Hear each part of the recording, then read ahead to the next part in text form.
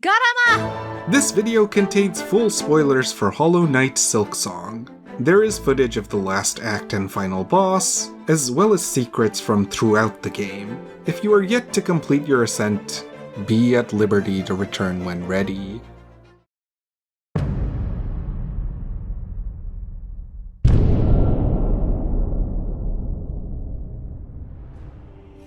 Hollow Knight Silksong is kind of obsessed with ordinal numbers.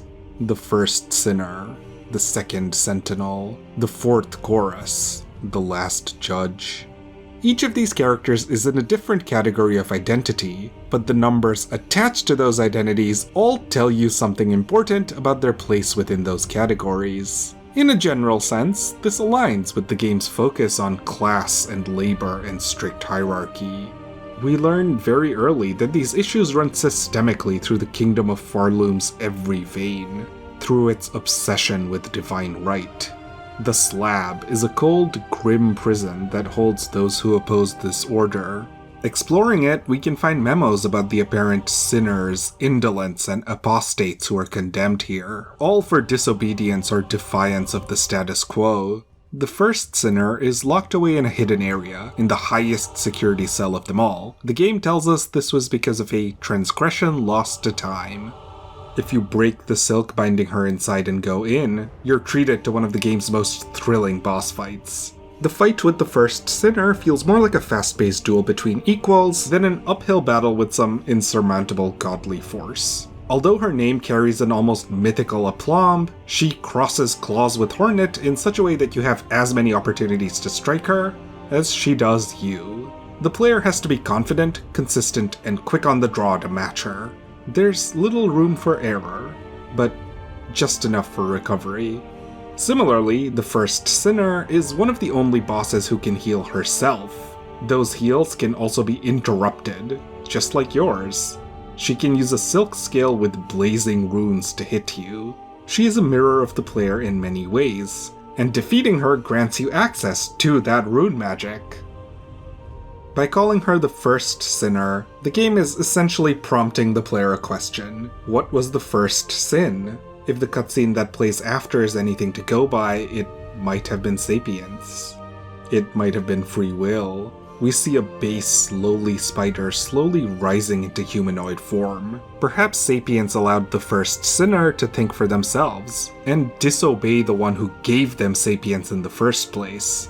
And perhaps this was some kind of biblical original sin.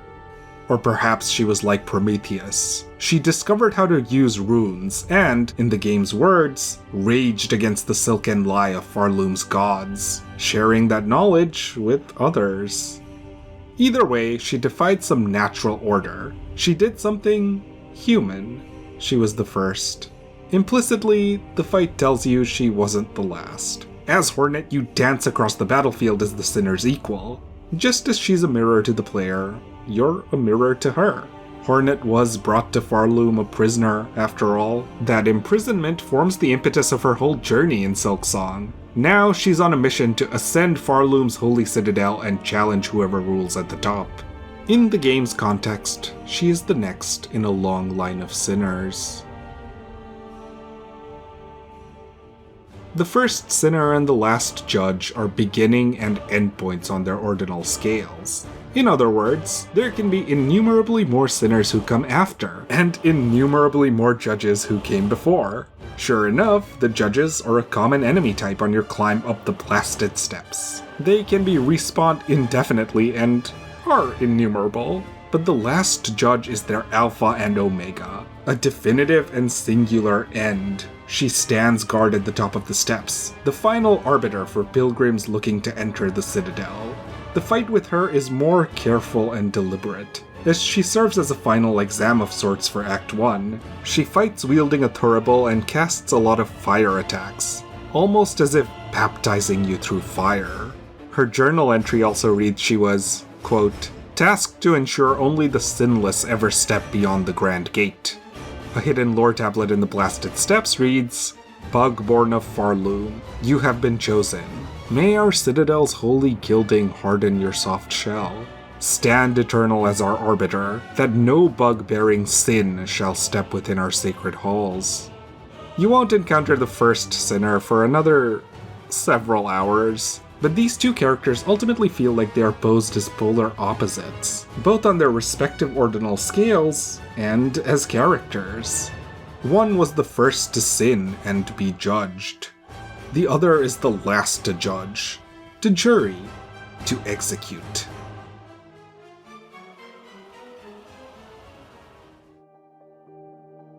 The second sentinel is more inconspicuous, but that's also kind of the point. To be the second is to be a forerunner. They're not the first or last of anything, but a middle child.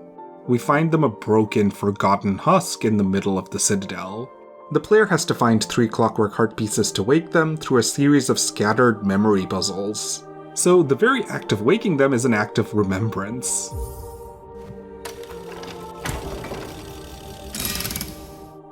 The Sentinel tells you they are sworn to watching over the Citadel, and then flies off. Silksong's Citadel is massive, by the way, as Hornet's journey through it forms the bulk of Act 2. Dreaded, mindless pilgrims wander the halls, compelled to attack at a moment's notice, and in select places you can also encounter friendly NPCs and quest givers. It's less a set of levels and more its own full world, every bit as cohesive and interconnected and narratively complex as the kingdom outside its walls is. If you've awoken the Sentinel, you can randomly run into them in the halls, fighting off monsters and ne'er-do-wells or defending the one sanctuary innocents can still shelter in. When they finally challenge you, it's in recognition of what you've accomplished here. That's fine. They don't ambush you, but invite you. Like the fight with the first sinner, this too is a duel between equals. Parries and flurries and dances of dodges in a small tight arena, where your only focus is each other. There are no stage hazards or summons to worry about here. Unlike most other bosses, the Sentinel ends the fight with a conversation. Ultimately, they and Hornet amicably part as friends. Rather than judge Hornet, they test her and agree to leave the fight there, as an equal.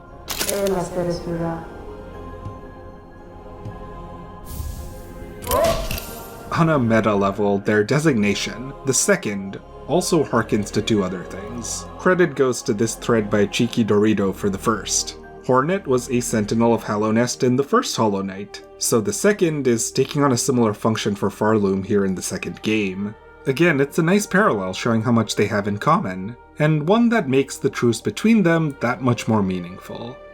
Secondly, the Sentinel also fights very similarly to the Pinstress, a warrior from an order that once served the Citadel, so presumably they were trained on her or her cohort's data. This hints to us that the Sentinels aren't really original or individual, but an echo of the Citadel's past, built to serve.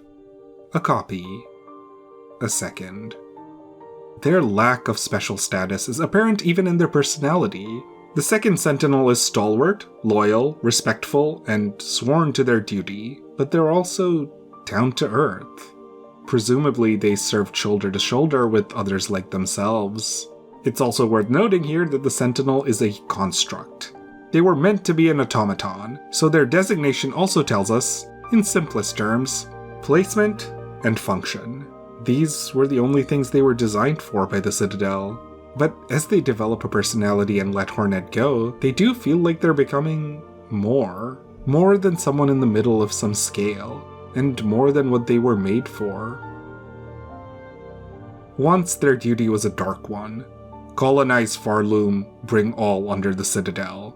Now, perhaps, there is a second duty they may fulfill. The fourth chorus is a construct too, but a much larger, prototypically mindless one. It is the first of any of these bosses the player will encounter early on in Act 1. You pass by a giant broken automaton on your way into the fields, and you might assume it'll stir awake later. You know, video game logic 101. It does sooner than you'd think. On your way out to the far fields, the fourth chorus rises over you, and begins to smash its fists against the magma. It is a Goliath of a fight, as it attacks primarily through telegraphed sweeps and by breaking the environment around it. As the player, you have to use your size and the environment to your advantage to hit back when you can. At first glance, it's called a chorus because it's huge, and its on-screen presence is all-encompassing. But a deeper tragedy emerges as you push through. Inside its shell is a cage of lost souls, forced to power its rotors and to act as choir for the chorus. The chorus is a massive early presence in the game, but the other part of its aura comes from that number on its name, the 4th. It's the first boss you're meeting that's named this way, and so that very specific numbering stands out. There are at least 3 more. It's impossible not to think about that. It hailed from the Citadel and somehow found its way out here, in the magma fields of Farloom, so it is also an early portender of the kind of power you can expect to see as the norm higher up in Silksong's world. Sure enough, you can find the husks of the other choruses when you finally explore the Citadel, but they're totally decommissioned. Irrelevant. It's a subversive choice, and one that feels impactful in ways that having to fight them just wouldn't have.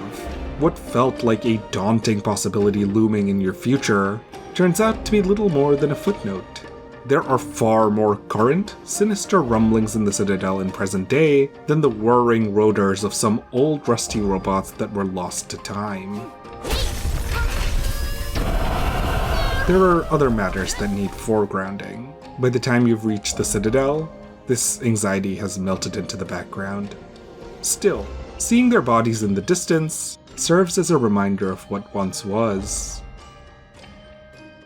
The past does still matter, though. In the chorus's chambers, you can climb up a level to meet an old architect. She'll tell you about her work and then sell you various tools and weapons throughout the game. Her full title? The 12th Architect. She laments that she is the latest in a long line that has built, designed, and served for the Citadel. She fears her time might be coming to an end. In a metagame sense, sure. These ordinal numbers are just leaving blanks in the middle that could one day be filled with DLC. If Silksong adds a boss rush mode like the first game's Pantheon, Team Cherry could realistically put any number of choruses or some legendary first architect in there. That'd be fun. But in the critical path and the main narrative, these numbers and gaps serve a powerful narrative function. The 12th is an important signifier of the architect's place in history. It's a way to record and remember her.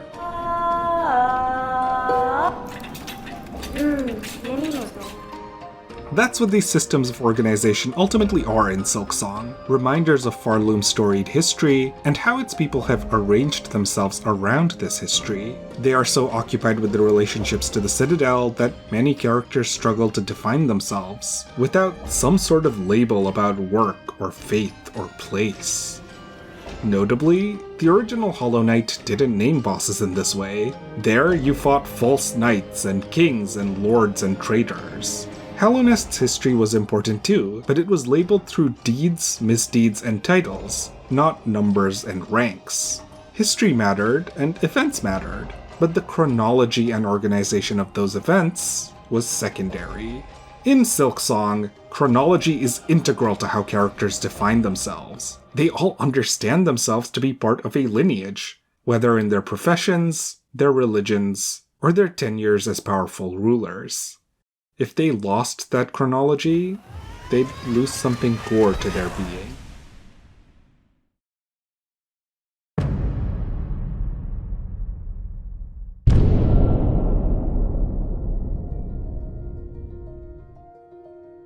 Hollow Knight Silksong is kind of obsessed with parentage. There's Hornet's complicated family tree, of course. Her heritage turns out to be the reason she was abducted to Farloom in the first place. She was born part spider and part worm, raised in combat by a queen of the hive, and embroiled in a deadlock with her half-siblings in the first game. Stories and images of motherhood, specifically, show up constantly throughout the game. One extended flashback features each of Hornet's own mother figures raising her, and the lessons they taught her over the years. This motif of motherhood ultimately comes to a head with the game's final boss, a duel between two daughters, raised on two totally different parenting philosophies. But Even beyond our central characters, Silksong's bosses are also labeled with parental or familial terms. Broodmother, Crawfather, Father of the Flame. Each of these names implies some kind of patriarchal or matriarchal system of organization. While these labels also existed in the first Hollow Knight, and family was also a major theme there, it is the organization of different family structures that Silksong highlights. This is, to be clear, not a lore video. But what stands out to me here is the motif, rather than the specific storylines of any group. These familial terms, which also include terms of siblinghood with characters like the Forge Brothers, or Sister Splinter, are again reminders of relationships defined by time, birth, and order. In many cases, they are symbolic rather than literal. They are markers of chronology and rank too. They are also, as in our real world, markers of religious authority. In Farloom, the lines between faith, labor, and family are blurred, if not deliberately smudged. At the climax of Act 2, Hornet ascends the Citadel's core to face down its monarch. In Hollow Knight, the higher being at the center of everything was called the Radiance. It was a name that carried tremendous power, taking up the entire screen instead of a text box in the corner to really stress the point. The one in Silksong is called Grandmother Silk. It's a powerful and awe-inspiring name too, but one that again harkens to lineage. I don't think it's an accident that both the very first boss of the game, Moss Mother, and the seemingly final one are both mothers. One literal, born of moss naturally occurring in the wild, instinctively trying to protect its young. And one symbolic, cocooned in silk, haunting the minds of all Farloom from a place called the Cradle. Yet, Grandmother Silk craves being a literal parent too. Her children, Phantom and Lace, were attempts at weaving life from silk. She feels a maternal instinct towards at least one of them that will become crucial later. Hornet's battle with Mother Silk unwittingly ushers in an era of disorder and chaos. Freedom comes at massive cost to Farloom. In Act 3, many of these ordinal designations fall away as the new bosses take on more ominous, disordered labels. Lost Garment, Lost Lace, and in one parodic case, Tormented Trubio! These are very different from the first two acts, and again, very different adjectives from the first games. They don't tell us what fate befell the characters or how they became this way. Were they banished? Sealed away? All-powerful? Where are they in history? We only know that they're lost.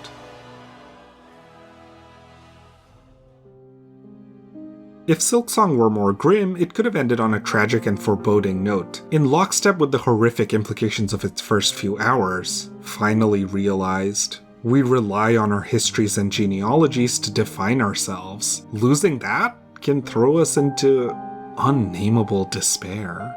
When the void shatters the world in Act 3, it seems all is lost. But Silksong shows there can be a beauty in being lost. Maybe these systems of organization homogenized Farloom. Maybe these labels and numberings, first, 12th, last, rewrote the bugs' identities to be uniform, standardized, measured in absolutes as the Citadel demanded. This isn't how things were before. While not a boss, the region of Lost Verdania is one of the game's most beautiful, and it's no accident that that beauty emerges from its unfettered wilderness. Fields and waters untarnished by colonization or industry. Or they were, anyway. See, Lost Verdania only exists as a memory. The actual version of it in the game's present tense world is simply called Verdania, and all it is a dark, ruinous cavern. When you see these places side by side, it's tempting to give in to despair, and think all of Farloom must be doomed, just as this kingdom was. But, as a game, Silksong is anything but defeatist. It asks the player to grapple against doomerism through its punishing risk-reward systems. The game asks you to resist, it asks you to care. Although the adjective lost is only applied to 2 bosses in the base release, it is the word that Team Cherry chose, and I think it's a fascinating one. Lost is how they describe our major characters who have been corrupted by void. Not void lace or abyssal lace, but lost lace. As hopeless as it sounds, it implies Lace's true self was fundamentally different at her core. It definitionally implies there is a Lace who can be, found. Perhaps there is hope for these places and these people to reclaim their place, rebuild what was lost, and name it with new terms.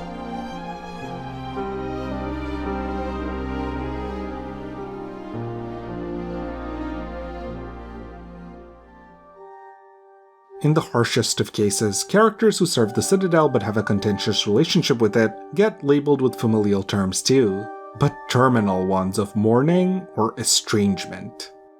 Phantom, widow. There are double meanings here too, of course. Phantom, who you duel on a tight stage, is an allusion to Andrew Lloyd Webber's The Phantom of the Opera, while widow is a reference to, well, spiders? But beyond the literal, their names are also relational. Both characters were forsaken by the Citadel to serve it, but not from within. To be guardians and gatekeepers on the outside only. So their names, too, are defined by a terminal absence of something. Contrast this with the word lost. We know Phantom, the first child of Silk, is slowly fading.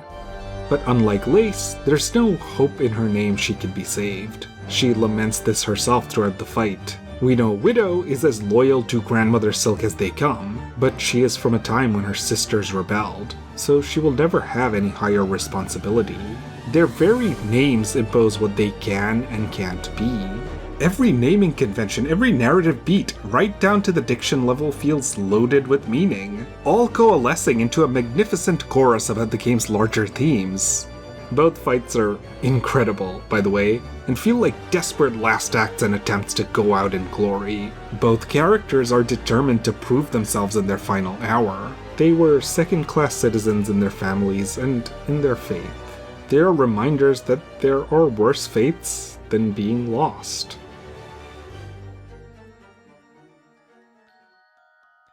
The game freely critiques how puritanical punishment in the name of organized religion, or abusive jobs and power structures, can warp our senses of self. But importantly, it doesn't condemn its characters for defining themselves around these systems. This is just how Farloom's society works. They're victims. They deserve dignity. When they lose these identities, what they're actually gaining is the potential to be something else. And that can go either way. Lost Verdania was a place with potential where things could grow. Verdania, here, today, is all of that potential gone to naught. Lost Garmond is an old friend who had the potential to retire and live away the rest of his days in peace. But that is not an ending that would have satisfied him. And so he kept fighting for Farloom, all the way until the Void took him and made him an unthinking warrior. His best instincts turned to his worsts. Most of Silksong's bosses do not have happy endings, but I think characters like the Sentinel show that there can be beauty in being lost, and having your designation become irrelevant. The final boss of the game is Lost Lace, the daughter of Grandmother Silk corrupted by Void. It is an incredibly tense fight. First a duel as equals, and then one which grows progressively more overwhelming as Lace draws on the chaotic power of the Void. All the while, Mother Silk shrieks in the background, hanging on by threads, as her daughter succumbs more and more to the madness. Lace's moveset expands, becomes more disorganized, as every spin, slash, and serve in your mad ballet becomes a reflection of her mental state. Lost. Though things seem grim here at the bottom of the world, Hornet doesn't end the fight with a killing blow. She saves her. And in a surprise act of desperation, the dying body of Grandmother Silk expends her last silk to save them both. Earlier, it strongly implied that the first sinner raged against Grandmother Silk because she called her subjects her children. In the sinner's words, she lied. Not so for her actual child. There was an honest, sincere maternal love here for Lace. A love she sacrifices everything for. Here, at the end, her motherhood is no longer symbolic or hierarchical, but true. Loving. Instinctive. With this final action, her reign comes to an end, and Lace has the potential to be something more than her lineage. More than the second child of Silk. More than whatever role Farloom or the Citadel may have otherwise wished for her.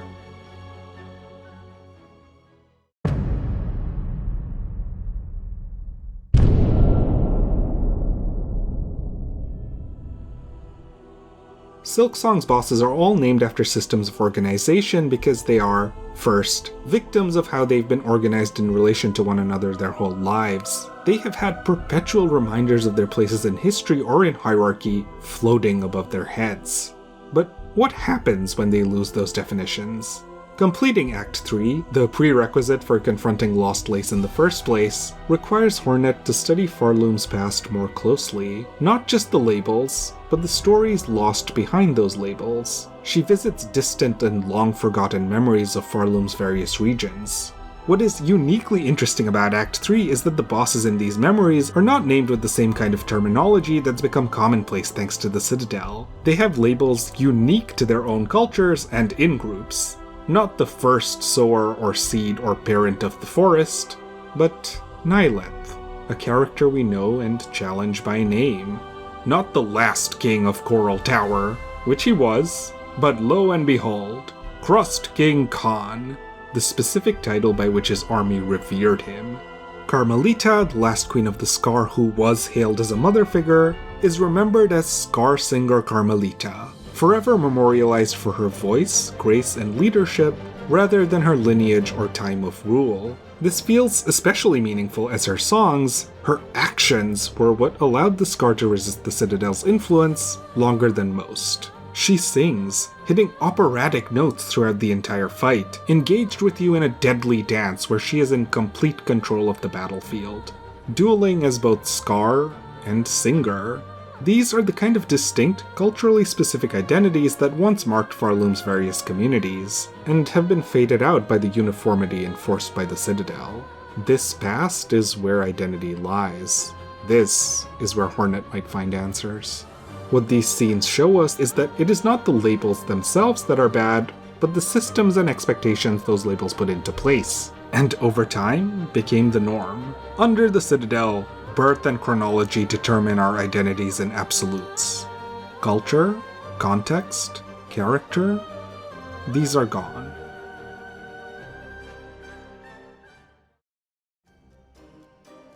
Fittingly, the Citadel's center point is a place called Cogwork Core, a massive clock tower that keeps the region's time. There, you face the Cogwork Dancers. It's a relatively early fight, but one of the game's most memorable, as Silksong's themes all coalesce in an elaborate dance here. The entire arena is themed around time. The fight itself is themed around music, the dancers choreographing themselves to the beat. Hornet must engage them in a dance as much as in a battle. Rhythm and timing are key. As the fight progresses, though, you slowly break their synchrony. The dance becomes just a bit less organized. In the end, one dancer remains, still dancing. Alone. Forever out of sync. The fight becomes almost a cruel joke. Later, in Act 3's Lost Verdania, you are able to engage the dancers as their original selves in a memory, back before they were cast into mechanical bodies and made automatons. They were lovers, dual princes of the Lost Kingdom. Here, in this bubble of time, back when the kingdom thrived and was green with life, the princes dance more freely, less mechanically, more powerfully. Their battle theme is a free-flowing, untamed version of the wind-up song you once heard in the Cogwork fight. It's a beautiful performance to withhold and partake in, especially as you come here so much later with fresh eyes and fresh context. Of course, this is just a memory. Defeating them means that the memory will die, and will be thrown back to the harsh reality of Farloom and Verdania as it is today. Right? In the end, the last prince lies next to his Cogwork lover, the two forever entwined amidst the cavernous ruins of their old kingdom. We were honored to get to see one last memory of Verdania before it became this. Now, all that defined it is gone. Just these two remain, a final lost gravestone. Or Perhaps. They're a seed. Days later, we come back. Something sprouts from the bodies returning to the earth. A first clover. Hollow Knight Silksong is kind of obsessed with clockwork. This, if anything, is the through line. Like the first hour mark on the clock, the first sinner ticks into motion a string of events that will unspool generations down the line, long after her time. Like the 4th, the 5th, the 11th marks, the judges and sentinels and choruses try to sustain the Citadel and all it stands for, to keep the cogs of oppression turning for a kingdom eternal. Like the 12th hour mark, the 12th architect will be the last, signaling the end of an era. But then a new cycle begins. Dawn always comes. This would feel like a simple enough message by itself, but what makes Silksong's version of it so meaningful is that each tick, each succession, is measured and defined in uniform terms. And we do not know how things will be when they no longer are. The ending shows us Hornet and Lace safe and at peace at last, but it doesn't show us how the rest of the world reacts to being saved. I think that's deliberate. When the sun next rises over Farloom, the survivors of its apocalypse will get to define whether they choose to keep believing, what the new workday will look like, and importantly, what they'll call themselves. There is power in a name.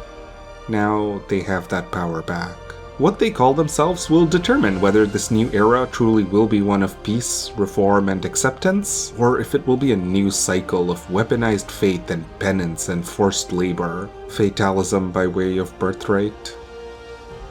I choose to believe in the former.